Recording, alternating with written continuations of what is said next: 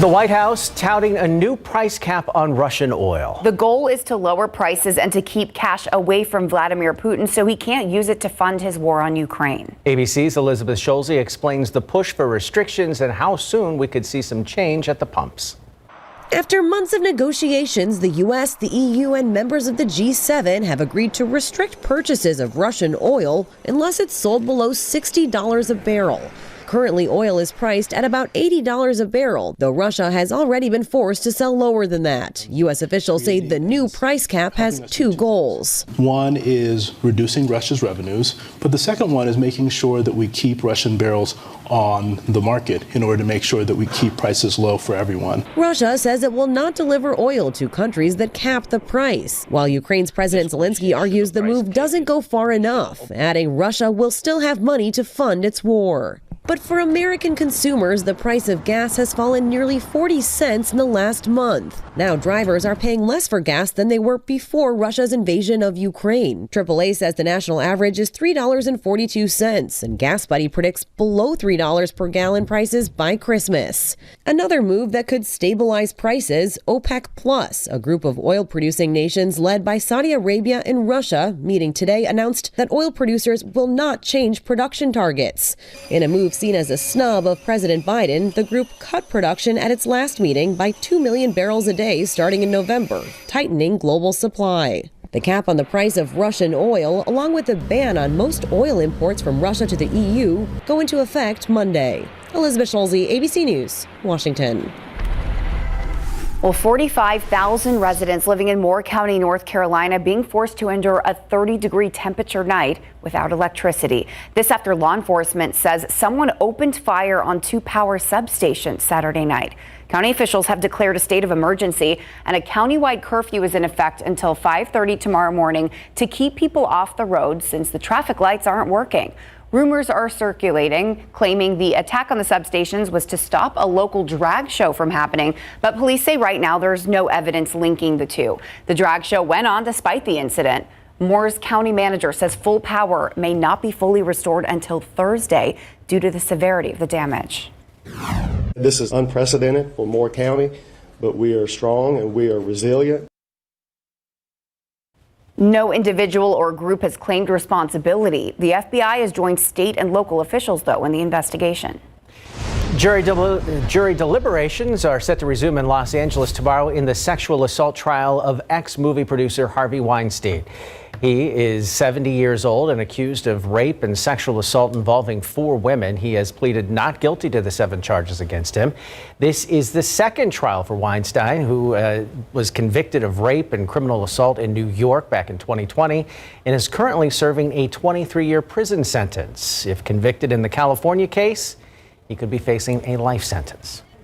The historic eruption of Hawaii's Mauna Loa continued today as lava flowing from the volcano edged closer to the Big Island's main highway. Officials with the Hawaiian Volcano Observatory say it's hard to estimate when it will hit the highway because of the unpredictable nature of lava flows. But as of Friday, the lava flow was 3.2 miles away.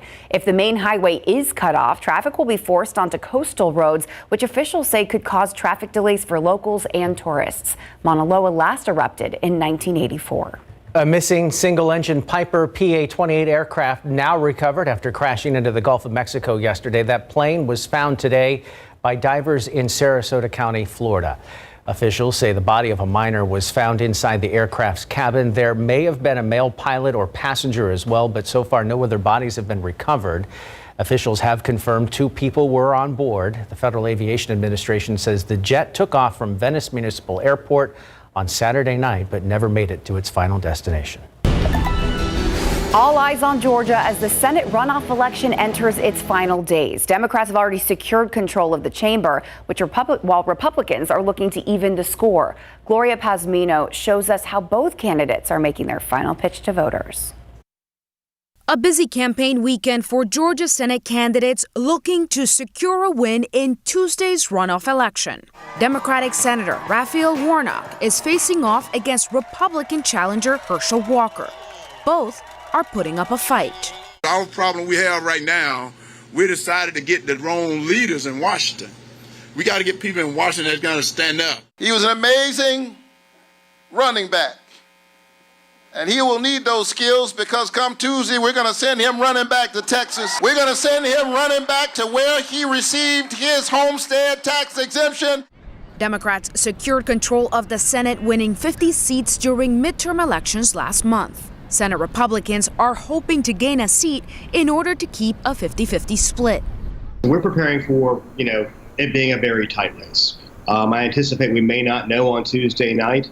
It really depends because it's up to the voters, and they're showing up in droves. According to the Secretary of State, more than 1.8 million Georgians have cast their ballots ahead of Tuesday. A CNN poll shows Warnock holds a narrow lead over Walker. I'm Gloria Pasmino reporting. All right, let's get another look outside with live cam here tonight. Again, still doesn't look too incredibly bad from this vantage point, considering that we do have some fog already developing across portions of the hill country, the Edwards Plateau, really west of San Antonio for the most part. We had some drizzle out there earlier this morning, some mist this afternoon. Official high here in San Antonio, 57 degrees, 10 degrees below the average high for this time of year. Because of the cloud cover in place, temperatures really not budging a whole lot, and really I don't expect them to through the overnight hours. We'll wake up to more fog and drizzle tomorrow morning. Copy and paste those conditions over the next several mornings. We'll have a full look again at that upcoming week forecast in just a few. We'll look forward to it. To buy or not to buy, specifically in the month of December, as many are starting their Christmas shopping, we break down a look at what deserves your hard-earned cash and what you should probably pass on. And this Santa Claus wearing his Western vest at a local museum. See why after the break. All right, we live in Texas, so it's not unusual to see a Santa in a cowboy boots and a hat, and that's what we certainly saw today. Santa dressed in his best Western gear at the Briscoe Western Art Museum. Take a look. It was all part of their annual Cowboy Christmas event. It falls on Locals Day, so it was free for anyone who lives in Bexar County to attend. Along with all the kids, the event also included crafts like ornament making and Christmas scavenger hunts to explore the museum. Fun day had by all. Black Friday and Cyber Monday, with all of their super duper discounts, have come and gone. But don't worry, there are still plenty of deals out there, we're told. Yes, 12 on your sides. Marilyn Moritz rounded up some and has your holiday help. It's the most wonderful time of the year for sales. If you didn't get everything you wanted or needed this Black Friday or Cyber Monday, don't worry. A lot of those super low prices are still available, and there will be plenty of holiday deals that are nearly as good all month long. Consumer Reports tracked 35 products that typically hit their rock bottom price in December. So they say now is the best time to buy certain highly rated products that happen to be popular presents, like these high-end Sony earbuds. They're wireless and noise canceling. They're now $228 on Amazon. That's $80 off. Next, a gift that will perk up the coffee lover, this Cuisinart Coffee Center brews by the pot, or it uses coffee pods for a single cup. It's $60 off at Bed Bath & Beyond. But when I looked, it was sold out, so I did some shopping around for you and found it here on Walmart.com for the same price, less than $140. Here's a wow gift idea, a new tablet. This Apple iPad Pro is $800 at Best Buy. It's the 2021 model. It's $300 off, a massive discount for an iPad. If you want to go practical, this Stick Vac by Tineco is down to $350 on Amazon. It's cordless and cleaned up on the vacuum test. And finally, if you're using an early smart speaker, now's a good time to upgrade. The Amazon Echo 4th generation is slashed to about $60 at Best Buy and Amazon. Testers say the sound quality is so much better, perfect for those holiday tunes. Marilyn Moritz, KSAT12 News. All right, let's play a game. Can you guess what this is? It's something that's seen more this time of year and has a large meaning behind it. We'll have the answer after the break.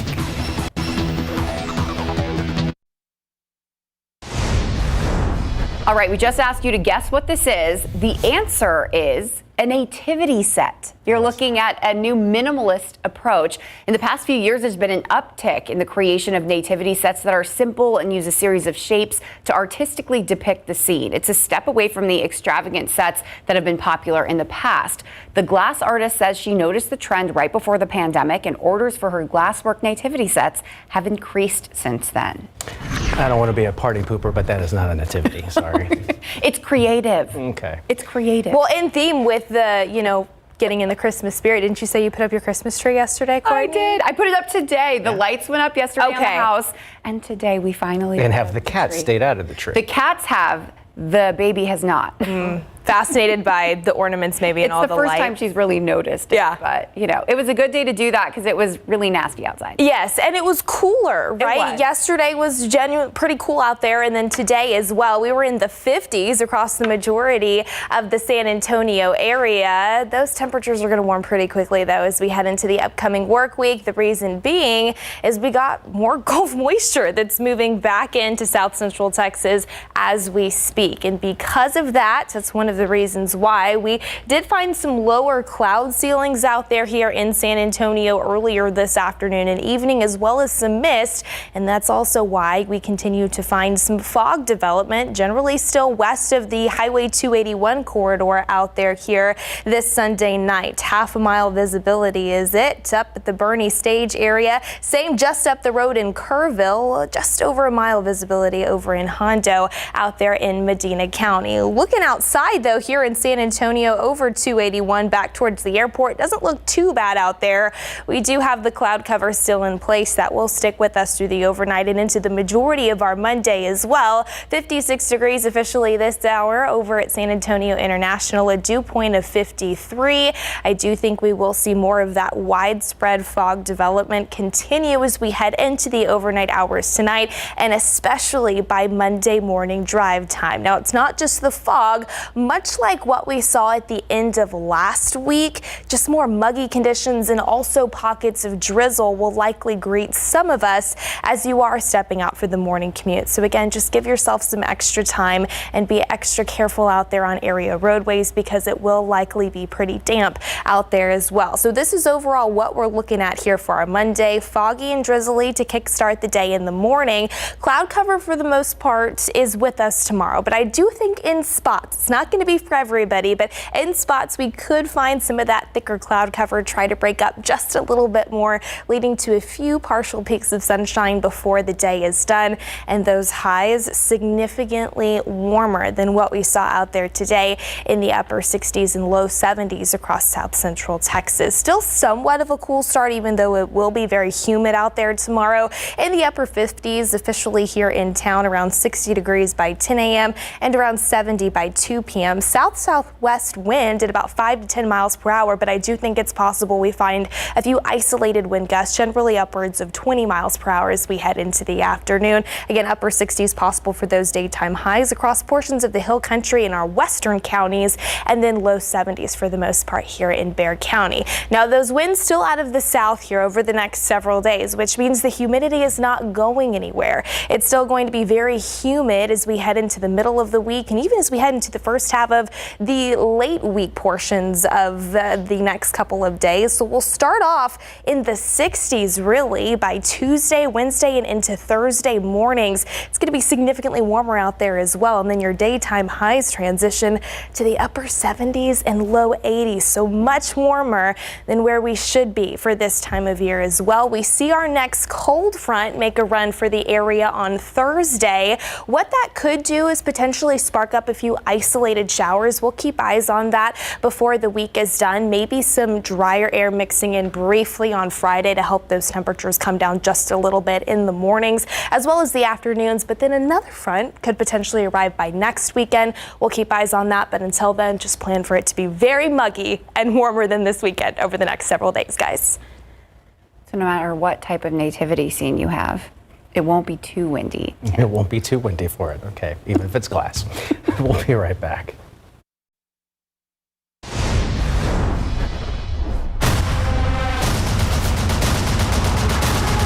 Devotion, about the friendship between two Navy pilots, fell to 5th place with $2.8 million. The Menu held its spot in 4th place, earning $3.6 million.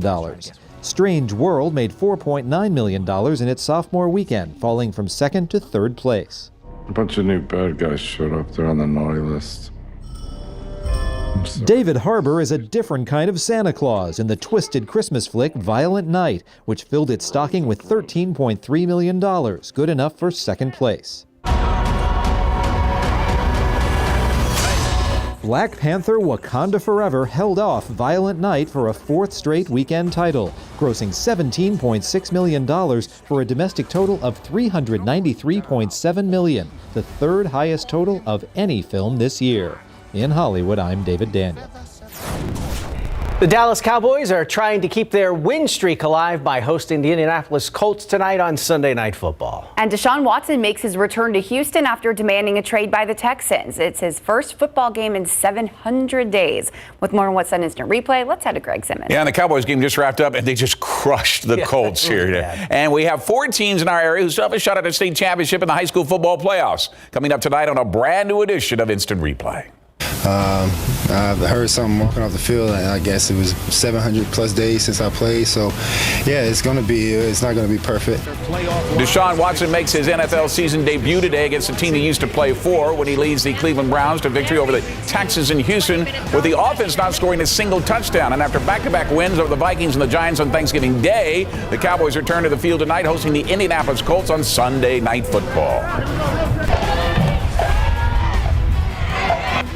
The Bernie Greyhounds are one of 4 teams in our area with a shot at a state championship in high school football, with 3 of those teams playing in the Alamo Dome on Friday. We'll get you ready for the best of big game playoff coverage and our finals 12's top 12 for the 6A and 5A teams. And the UIW Cardinals advance to the next round of the FCS playoffs after a comeback win against Furman at home on Saturday.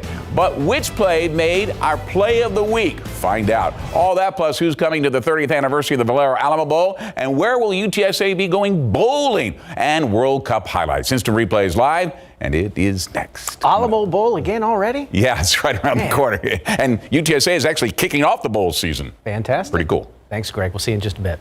And we'll be right back. That's going to do it for us. Thanks for watching. Be sure to tune in to Good Morning San Antonio for all your latest overnight news. And all new Instant Replay starts right now.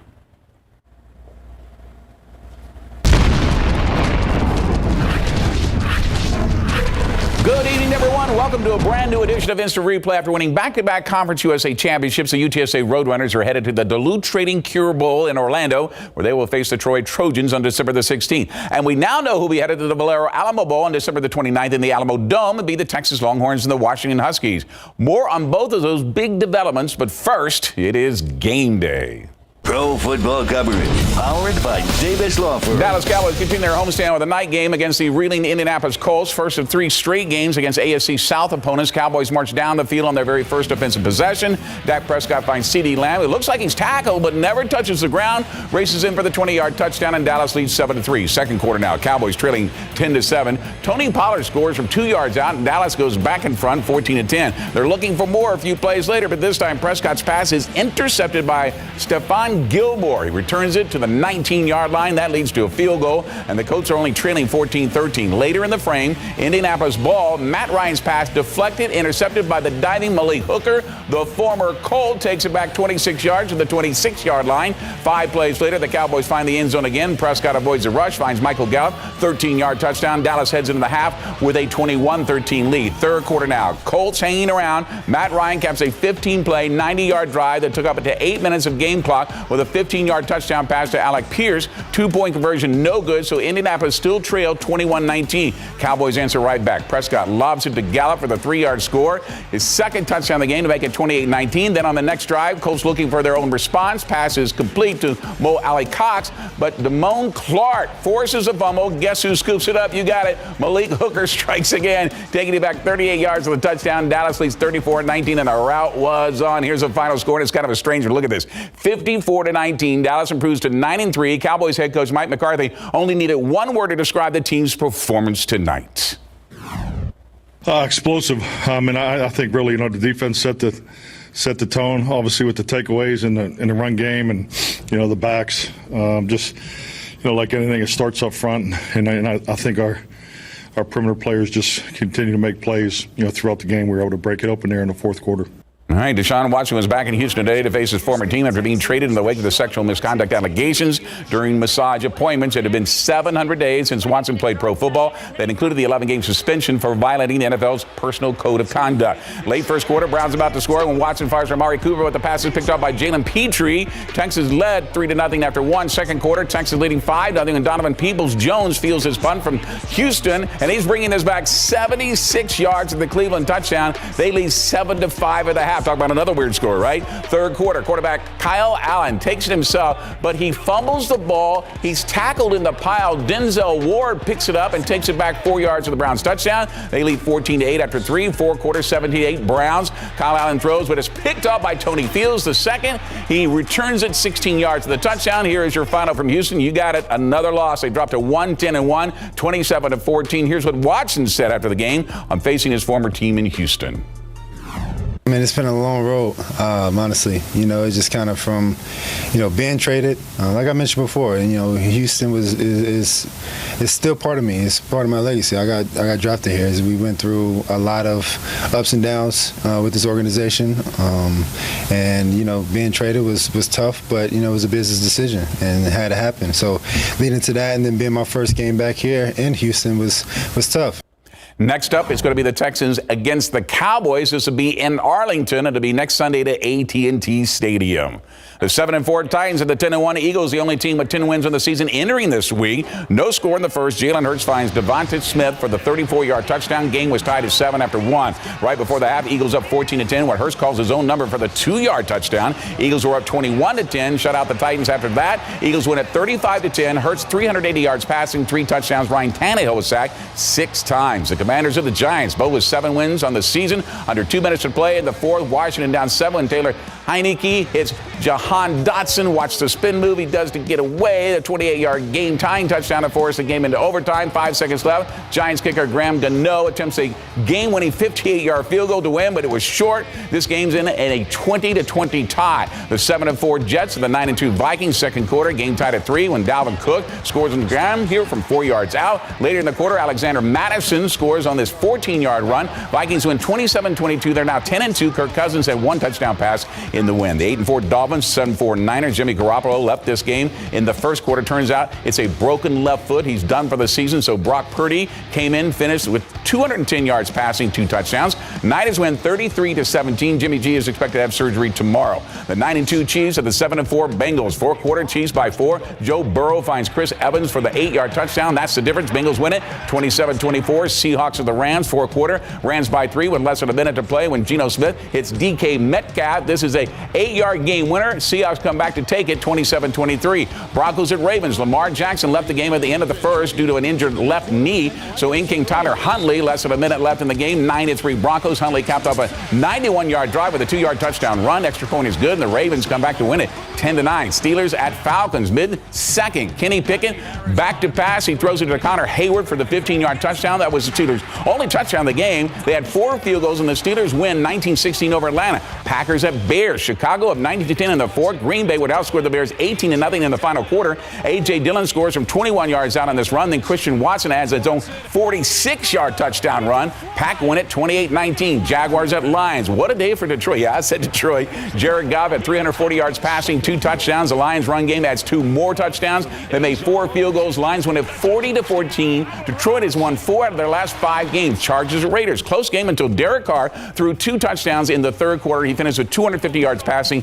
Raiders win 27-20. Las Vegas has now won 3 in a row. So local connections to the NFL look like this. For the Titans, Kevin Strong out of UTSA, 1 tackle. For the Lions, Josh Reynolds out of John Jay, 3 receptions, 19 yards. The Bengals, Trey Flowers out of Justin, 1 solo tackle. The Raiders, Trayvon Mayreg out of Smithson Valley, 5 tackles, 4 solo, 1 tackle for a loss, and 1 pass defense. And the Seahawks, Tariq Woolen, look at this, out of UTSA, 7 tackles, 6 solo, 3 pass defense, and 1 interception. He leads the NFL in INTs as well. Time now for tonight's instant replay poll question. Do you believe we should have a river parade for the UTSA Roadrunners after winning back-to-back Conference USA championships? Yes or no? Vote now. We'll have the results at the end of the broadcast tonight. Up next, the Horns are coming to town for the Valero Alamo Bowl once again. I missed out on the bowl game last year, so I think that bodes well for some pent-up demand from that perspective and a chance for the first bowl trip under Coach Sark. The Texas Longhorns are headed to the Alamo Dome as the bowl game matchups are announced today. You'll hear from the Longhorns as they get ready to face number 12 Washington. The Roadrunners are headed to South Florida for their next bowl game against the Troy Trojans. Larry Ramirez has it all covered in the College Corner. Plus, it's Spurs game day versus the best team in the West, the Phoenix Suns. We'll also have today's World Cup highlights, the best of big game coverage, and the UIW Cardinals make our play of the week as Instant Replay continues live next.